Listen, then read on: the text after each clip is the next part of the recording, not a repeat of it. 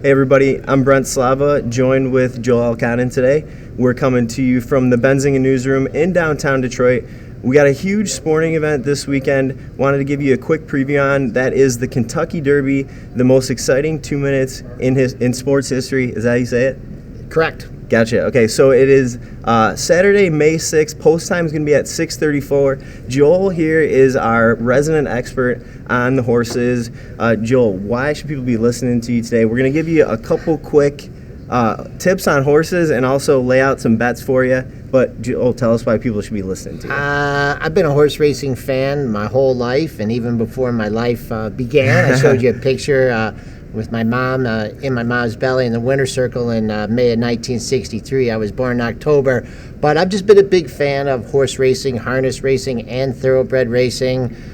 Get my family and friends involved, it's just a great event, and look forward to seeing if we can have another Triple Crown winner. That's right. So some horses. What are the odds on horses?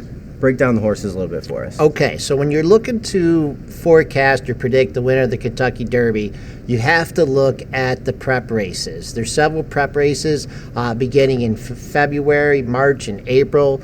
This is where horses compete against each other, trying to accumulate points to actually qualify to run into the Derby. Also, Brent, a lot of these horses that are entered in the Derby, their owners put up substantial amounts of money even before the colt or filly is born, Gotcha. able to compete in the race. So let's take a look at a couple of the prep races, a couple of the winners, and see if we can come up with a wager. So what's the first one you're going to look at here? We're going to look at the favorite, Classic Empire. He was the 2-year-old champion. He won the Juvenile Futurity and the Juvenile Cup. Top 2-year-old is going to be the favorite, has had some great races. However, over the last few years, the winner of the Juvenile Cup has not translated into a win in the Derby. So, coupled with the fact that I like to lay off the favorite and those other circumstances, I may be laying off Classic Empire. That moves on to the winner of the Arkansas Derby, and that's Irish Warcry. Now, the interesting thing about that horse is that it did defeat Classic Empire in the Holy Bull Stakes. Classic Empire did have a little bit of a foot problem, but anyways, impressive win by Irish Warcry. So if you want to lay off the favorite, but you want a horse that beat the favorite, then there you go. Who are you looking for in the race?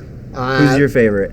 Always Dreaming. Always Dreaming, the winner of the Florida Derby. He's a lightly raced horse. He stepped up his distance in each race that he's run. Now, you have to keep in mind, none of these horses have ever ran a mile and a quarter, and that is the length of the Derby. Right, it's a long one. Yep, his trainer, Todd Pletcher, has incrementally moved him up to longer distances.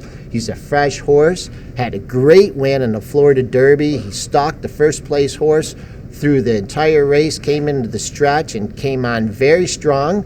Another fact, Todd Pletcher, his trainer, has 2 other entries in the race. Now, wink, wink, different owners. They're not supposed to work in tandem. But if those other 2 horses can set a favorable pace, that long quarter-mile stretch coming in Churchill Downs, I hope to see Always Dreaming leading down the stretch. All right, so if there are some new bettors out there want to get involved this weekend, Joel, set us up with a couple bets. How does the betting work really quickly? You can always bet to win. That means your horse has to come in first place.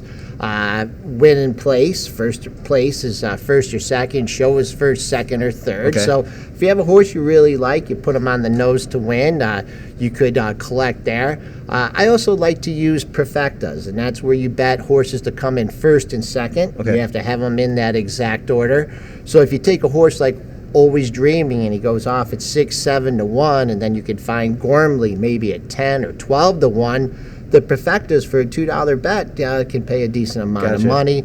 Also, you have the trifectas, which is first, second, and third. Lower probability, higher payout, but I've been known to pick a few trifectas over the years. Well, good luck to you this year, Joel. And may the horse be with you. Oh, that was a good one. I like that one. Joel Elconin, Brent Slava, coming to you from the Benzinga newsroom ahead of the Kentucky Derby on Saturday.